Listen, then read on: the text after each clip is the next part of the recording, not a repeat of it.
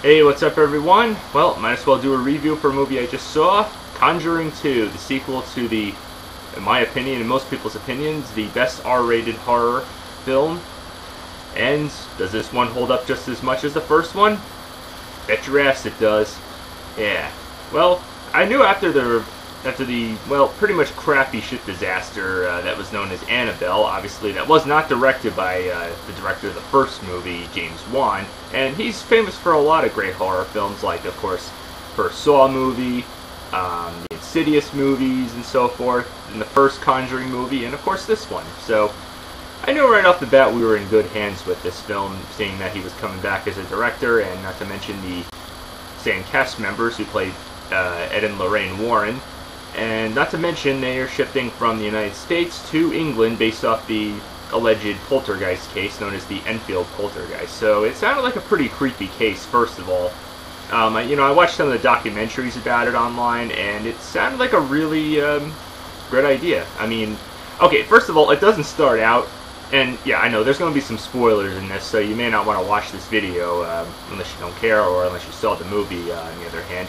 But yeah, obviously, just like the first movie, it is an R-rated film once again, so you can expect a lot of the same jump scares, but I'd say just a little more intense this time around. So yeah, it does start out with Amityville, which makes sense because if you saw the end of the last one, they do mention that they were heading over to Amityville to investigate, and so yeah, that's where it starts out.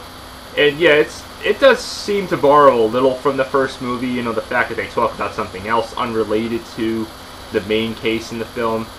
So yeah, the first one obviously it starts out with the Annabelle doll, and they shift over to that house in Rhode Island.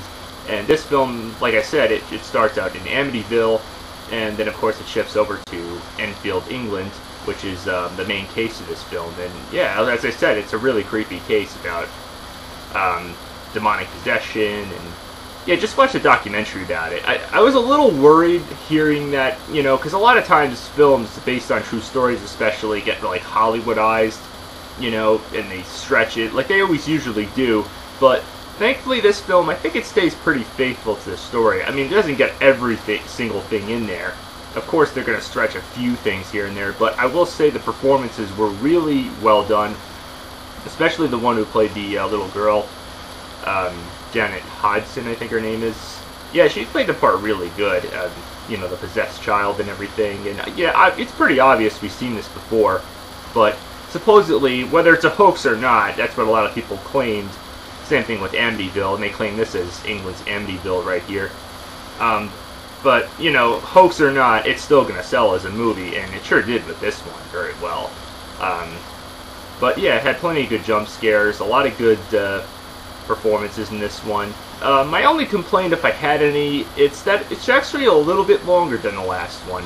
Yeah, I mean, it goes on for just a little over 2 hours, so yeah, just like the last one, it's R-rated, not for, you know, because of gore and teens having sex and all that nonsense, the typical crap that you see in horror films nowadays.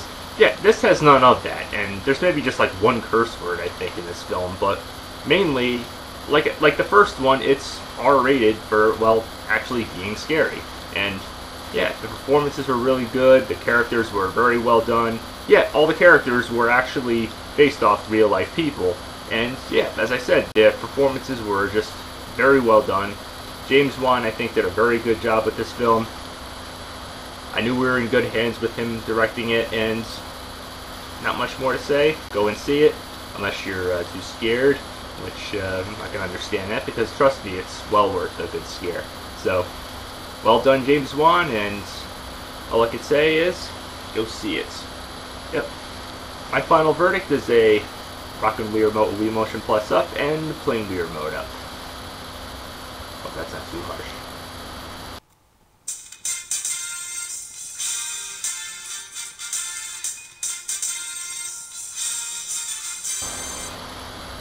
So, until next time, keep watching.